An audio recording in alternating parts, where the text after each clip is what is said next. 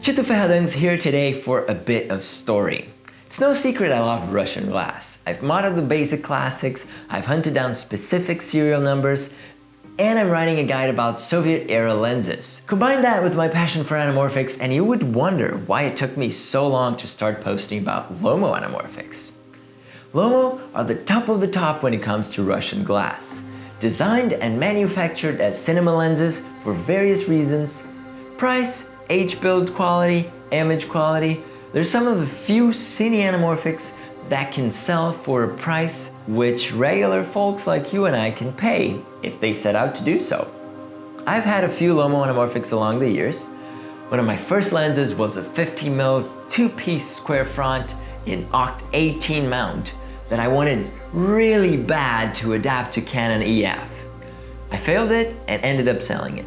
A while later, I was able to grab an 80mm single block Squarefront, this time in an unknown mount. This was all in Brazil, so no access to tools and people related to the subject. It turns out I had to sell that one too. Then I thought I had struck gold when I got a huge 12 to 120mm with rear anamorphic adapter.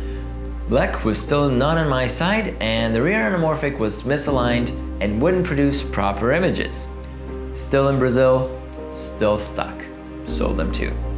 At this point, it's worth noting that all three buyers were very happy with their purchases and able to get their lenses fixed.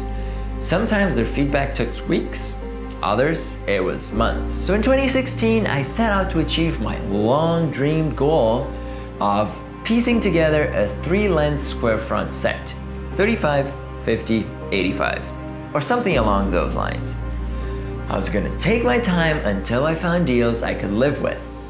I wanted to pay no more than $4,000 per lens, and I knew I would probably have to spend some more with servicing and upgrades. You all know how the first part of that went, and that I almost lost $3,000 to a scammer after setting up an international operation.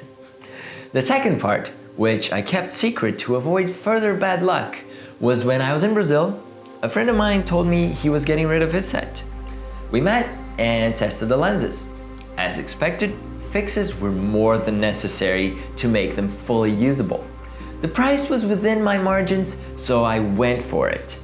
This was July of 2016, and this is what I got. A 35, 50, and 75mm set of Squarefronts. Sounds great, but here are the issues. The PL mounts were sketchy. Some too thick, some too loose. None of the lenses had proper rail support for the front block, and alignment locking rings were coming loose and missing tiny screws. On the 35, the rear anamorphic element was badly chipped, completely unusable. I'd have to find a replacement. The front element also had a crack, but it wasn't on a key part of the image, so that was kind of okay.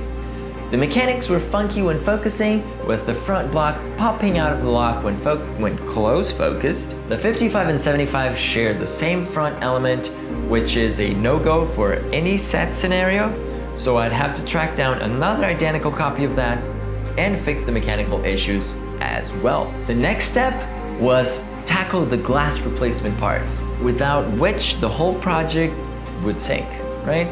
So I spent about 4 months on that and got super lucky on eBay, being able to find the exact ones I needed from the exact same seller in different auctions at different moments.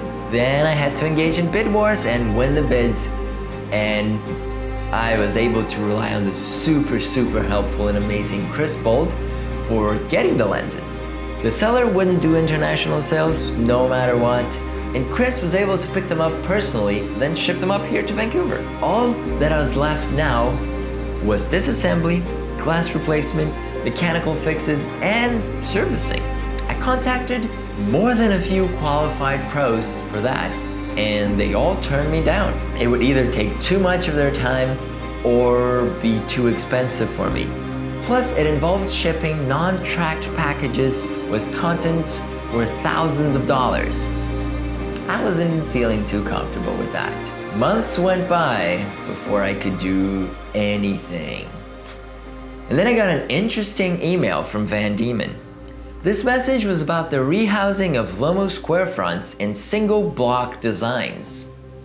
Convenient timing, huh? This is the point where I'm stopping this LOMO saga for this week, and next week we'll be focused on the process and results from Van Diemen. In this one, I just wanted to cover my 4-year journey of failures. Have you had a lens saga like that? Tell me about it in the comments below. Now hit the like button and remember to subscribe if you want to know the next steps. Yeah, I think lots of people do get specific about lenses that they want to collect. So I would really love to hear that I'm not the only crazy person here. Anyway, I'm Chito Fadungs and I'll see you next week.